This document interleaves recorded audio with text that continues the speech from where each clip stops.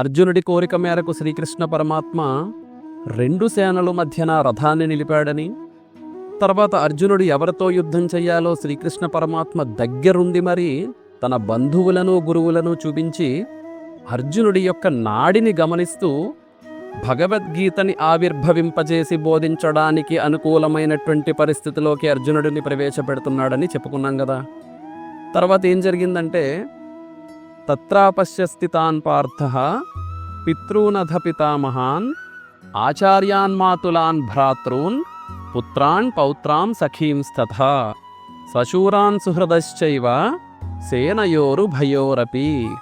ఆ తర్వాత అర్జునుడు 2 సేనల యందు నిలిచి ఉన్నటువంటి భూరిశ్రవుడు మొదలైన వారైనటువంటి తండ్రులను, భీష్ముడు మొదలైన వారైనటువంటి తాతలను, ద్రోణాచార్యుడు మొదలైన వారైనటువంటి గురువులను, శల్యుడు మొదలైన వారైనటువంటి మేనమామలను, దుర్యోధనుడు మొదలైన వారైనటువంటి అన్నదమ్ములను, దుర్యోధనుడి పుత్రుడు లక్ష్మణుడు మొదలైన వారైనటువంటి కొడుకులను, లక్ష్మణపుత్రుడు మొదలైన వారైనటువంటి మనమలను, అశ్వత్థాముడు మొదలైన వారైనటువంటి స్నేహితులను, ద్రుపదుడు మొదలైన వారైనటువంటి మామలను, వీళ్ళందరినీ చూసి తాన్ సమీక్షస్య కౌంతేయః సర్వాన్ బంధూనవస్థితాన్ కృపయా పరయావిష్టో విషీదన్నిదమబ్రవీత్.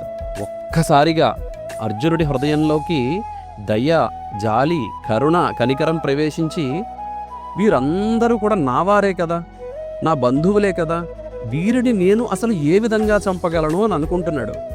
ఉదాహరణకి ఒక పెద్ద నేరం చేసిన ఖైదీకి జడ్జి ఉరిశిక్ష వేస్తే ఆ జడ్జికేమీ బాధ అనిపించదు. కానీ ఆ ఖైదీ జడ్జికి సొంత కొడుకు అనుకోండి, కొడుకుకి ఉరిశిక్ష వేయవలసి వచ్చిన జడ్జికి మనస్సులో ఏ విధంగా అయితే ఉంటుందో అర్జునుడి మనస్సు అలా అయిపోతుంది. ఇప్పుడు అర్జునుడు చాలా గొప్ప యోధుడు, మహాశక్తివంతుడు.